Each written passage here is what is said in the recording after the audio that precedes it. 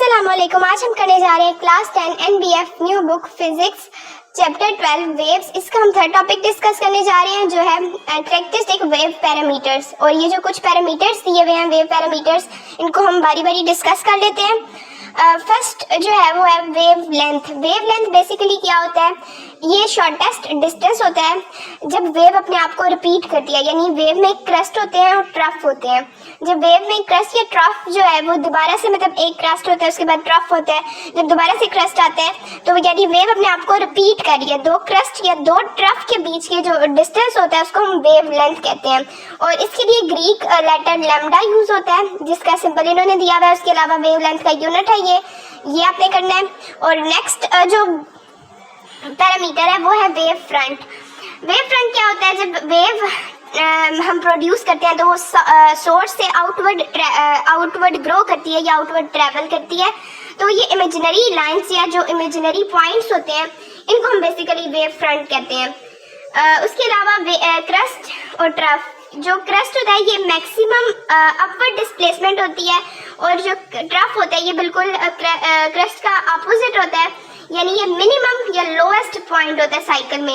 यानी वेव का जो वन साइकिल होता है उसमें ये लोएस्ट पॉइंट होता है। ये जो मैक्सिमम होता है ये अपवर्ड डिस्प्लेसमेंट होती है। यानी अपवर्ड जो डिस्प्लेसमेंट वेव कवर कर रही है, जो मैक्सिमम अपवर्ड डिस्प्लेसमेंट है उसको हम क्रस्ट कहते हैं। और जो मैक्सिमम जो है डाउनवर्ड डिस्प्लेसमेंट भी इसको हम कह सकते हैं। यानी नीचे की तरफ जो मैक्सिमम डिस्प्लेसमेंट कवर की जाती है उसको हम ट्रफ कहते हैं, या फिर इसको मिनिमम या lowest point in the cycle भी कह सकते हैं।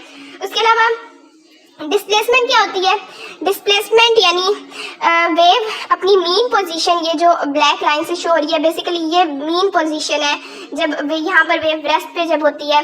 उससे हम लेफ्ट या राइट कोई भी पॉइंट ले लें वेव का और उसकी हम देख लें कि उसका जो डिस्टेंस कवर किया उसने वेव ने, तो उसको हम डिस्प्लेसमेंट कहते हैं। लेकिन जो मैक्सिमम डिस्प्लेसमेंट होती है ना, यही इसमें एम्पलीट्यूड और डिस्प्लेसमेंट में यही फर्क है कि मैक्सिमम डिस्प्लेसमेंट होती है मीन पोजीशन की आइदर साइड पे। यानी लेफ्ट साइड भी ले सकते हैं मीन पोजीशन की और राइट साइड भी ले सकते हैं, उनमें से कोई भी एक साइड ले लें। उधर मैक्सिमम जिधर डिस्प्लेसमेंट जो होती है ना वो उसको हम एम्पलीट्यूड कहते हैं। और डिस्प्लेसमेंट नॉर्मल तो वो नॉर्मल डिस्टेंस होता है, वो मीन पोजीशन की आइदर साइड पे जो उसने सेपरेशन जो डिस्टेंस होता है उसको हम डिस्प्लेसमेंट कहते हैं। लेकिन जो मैक्सिमम डिस्प्लेसमेंट होती है उसको हम एम्पलीट्यूड कहते हैं। एम्पलीट्यूड का यूनिट भी मीटर है और डिस्प्लेसमेंट का यूनिट भी मीटर ही है, क्योंकि ये भी डिस्टेंस ही होता है, ये भी मतलब डिस्प्लेसमेंट ही होती है, तो इसीलिए इसको भी हम मीटर्स में मेजर करते हैं। बस इसमें ये आपने याद रखना है कि ये मैक्सिमम डिस्प्लेसमेंट है, ये इन दोनों एम्पलीट्यूड और डिस्प्लेसमेंट का इधर फर्क है।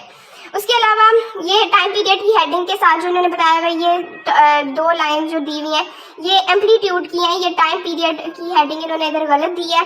टाइम पीरियड बेसिकली क्या होता है, जब वेव अपनी एक वाइब्रेशन या एक साइकिल को कंप्लीट करने के लिए वेव को जितना टाइम चाहिए होता है उसको हम टाइम पीरियड कहते हैं और उसका यूनिट होता है सेकेंड।